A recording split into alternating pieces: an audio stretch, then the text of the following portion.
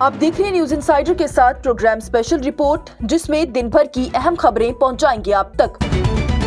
जम्मू और कश्मीर के वज़ीर आला उमर अब्दुल्ला ने आज नामा नगारों से बात करते हुए कहा कि मैं जानता हूं कि लोगों को हमसे उम्मीदें हैं और हम हर मुमकिन कोशिश कर रहे हैं कि लोगों की उम्मीदों पर खरा उतरा जाए, लेकिन ये बात भी है कि लोगों ने हमें 5 साल का मैंडेट दिया है और सारी चीजें एक ही बार में हल नहीं हो सकती।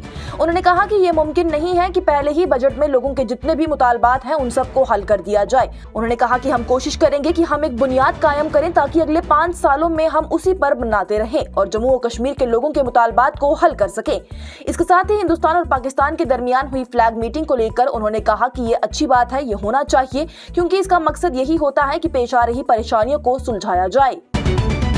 तारीखी अच्छा बल जो कि सूख गया था वो एक बार फिर से अपनी असली हालत में वापस आ गया है। इस हवाले से हुकाम की जानिब से बताया गया कि पानी का बहाव अपनी साबका हालत में वापस से बहाल हो गया है। मकामी लोगों ने भी खुशी का इजहार करते हुए कहा कि बहार को दोबारा भरते हुए देखकर खुशी होती है और यकीनन ये दुआओं की वजह से ही हुआ है। अगरचे दर्जा हरारत ज्यादा था और वादी में बारिश या बर्फबारी की तवक्का नहीं थी, लेकिन ये बहाली मुआजना महसूस होती है।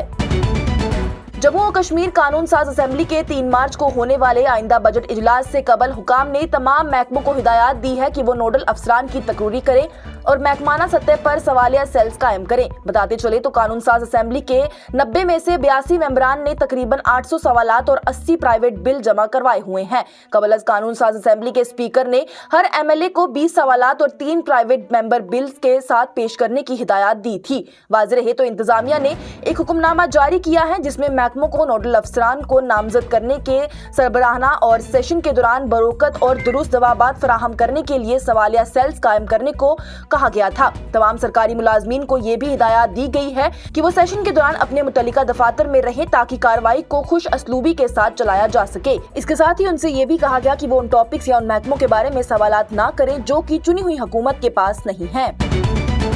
लोकसभा में कायद हज़्ब इख्तिलाफ राहुल गांधी ने जुमा को वज़ीर आज़म नरेंद्र मोदी के अडानी ग्रुप से मुतल्लिक तनाज़ा पर अमेरिकी प्रेस के सामने उनके बयानात पर तनकीद करते हुए कहा कि अडानी का मामला ज़ाती मामला नहीं है बल्कि मुल्क का मामला है। राहुल गांधी ने अपने पार्लिमानी हल्के के दौरे के दूसरे दिन लालगंज इलाके में एक तकरीब में नौजवानों से खिताब करते हुए ये बयान दिया। राहुल गांधी ने इल्जाम लगाया कि PM मोदी ने अमेरिकी प्रेस को बताया कि गौतम अडानी उनके दोस्त हैं, वो ट्रंप से उनके बारे में कुछ भी नहीं पूछेंगे।